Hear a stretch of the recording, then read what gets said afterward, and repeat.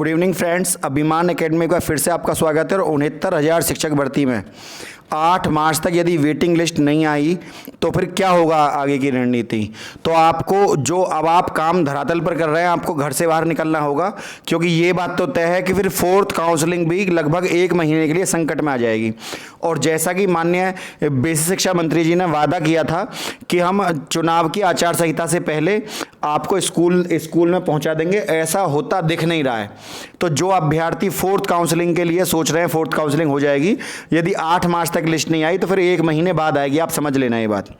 उधर विधायकों को ज्ञापन देने के क्रम में महिलाएं भी आगे बढ़कर हिस्सा ले रही हैं और इससे बहुत ही ज़्यादा इफेक्ट पड़ा है इस चीज़ के ऊपर, क्योंकि कई बार ऐसा होता है, आपने देखा भी होगा कि नारी शक्ति का एक विशेष प्रभाव होता है उस किसी भी बात को कहने को लेकर, अपनी बात को सही तरीके से रखने का जो गुण है, ये इस भली भांति परिशोधित होता है जब हम इस चीज़ को देखते हैं। देखिए, मैं आपको कुछ चीज़ें डिटेल्स दिखाता हूँ जो महिला टीम के द्वारा काम किया जा रहा है। ये मैंने आपको बताया था, साधना जी और नीतू जी के द्वारा पहले उस दिन काम किया गया था।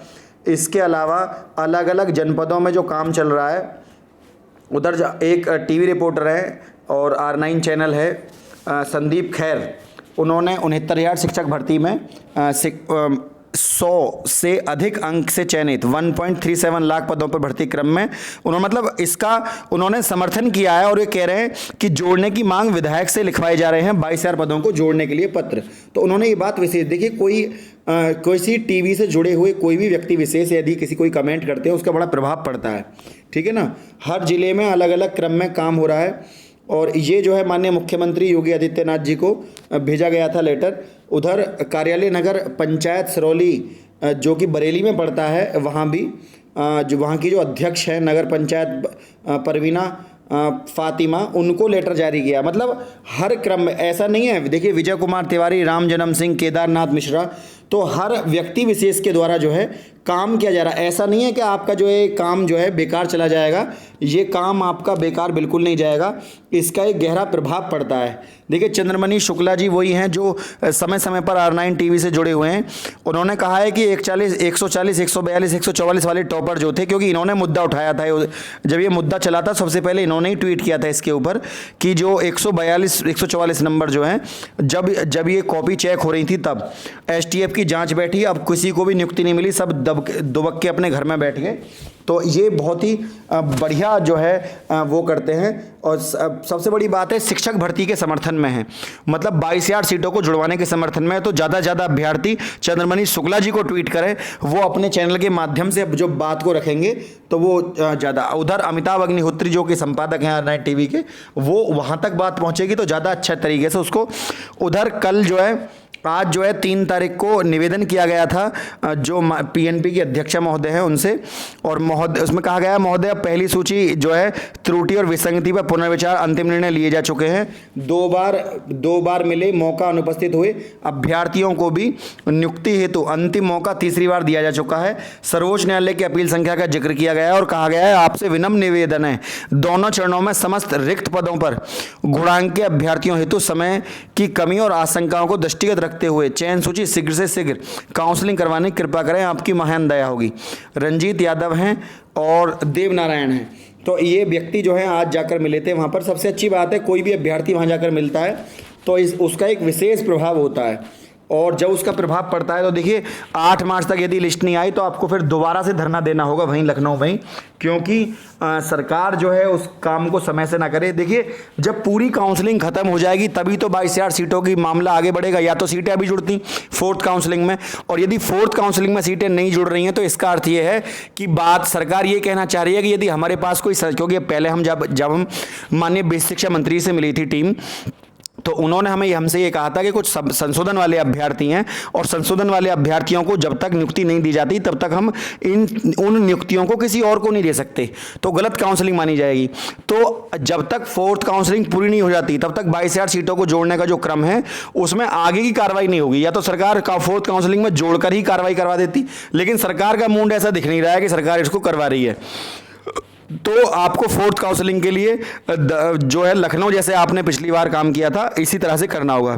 तो विधायकों को जो ज्ञापन देने का क्रम है वो उसको बिल्कुल भी धीमा ना करें। इसका विशेष देखिए जो हमारी विधानसभा है, विधानसभा में भी इस मुद्दे को उठाया गया, और चाहे किसी भी माध्यम से उठाया गया हो या किसी भी प्रतिपक्ष या पक्ष ने उठाया हो, चाहे आरक्षण पे उठाया हो, लेकिन 69,000 शिक्षक भर्ती हमेशा चर्चाओं में रही। और फिलहाल ये चर्चाओं में दो मुद्दों को लेकर, एक फोर्थ काउंसलिंग और एक 22,000 सीटों को लेकर। अब आप अपनी बात को किस तरीके से दूसरे के सामने रख सकते हैं। आप एक अध्यापक हैं, यदि आप अपनी बात को सही तरीके से नहीं रख पाए और योग्य होते हुए भी आप नौकरी नहीं ले पाए, तो बहुत गलत बात होगी। और देखिए, ये जो है सरकार इलेक्शन ईयर में हमेशा काम करती है, आप समझ लीजिए इस बात को। क्योंकि आप ये मत सोचिएगा कि सरकार दूसरी बदल गई तो वो कुछ ज़्यादा अच्छा काम करेगी। सरकार हर सरकार चाहे कोई भी, कि मैं किसी पार्टी का नाम नहीं लेना चाहता, लेकिन सरकार चाहे कोई भी हो, वो अपने मत से अपने तरीके से काम करती है। तो फिलहाल जो काम हुआ है, बस केवल एक जो है एक चोट मारनी है बेहतर तरीके से। चोट मारने का अर्थ यहां पर यह है कि आपको अपनी बात को सही तरीके से रखना है। इलेक्शन ईयर है, सरकार पक्का जोड़ेगी, लेकिन थोड़ा सा आपको अपनी जो ये ज्ञापन कार्य है इसको तेज बढ़ाना होगा।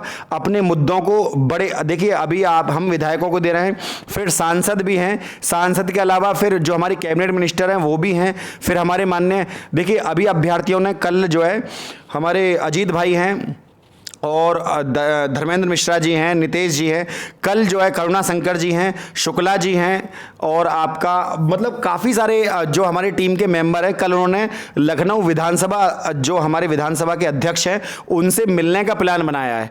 तो यदि वो वार्ता वहाँ पे अच्छी संपन्न हुई तो वहाँ से भी कुछ ना कुछ पॉजिटिव चीज़ें निकल के आएंगी।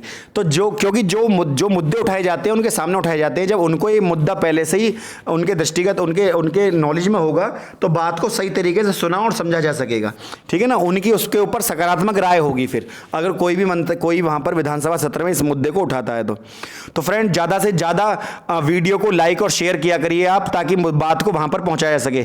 हमारा उद्देश्य यह है कि सीटें जुड़ें और जल्दी से जल्दी जुड़ें, ताकि अभ्यर्थी जो है इलेक्शन जो आप हमारे चुनाव होने वाले हैं, चुनावों से पहले जो भी योग्य अभ्यर्थी हैं सबको अपना स्कूलों में नियुक्ति दे दी जाए।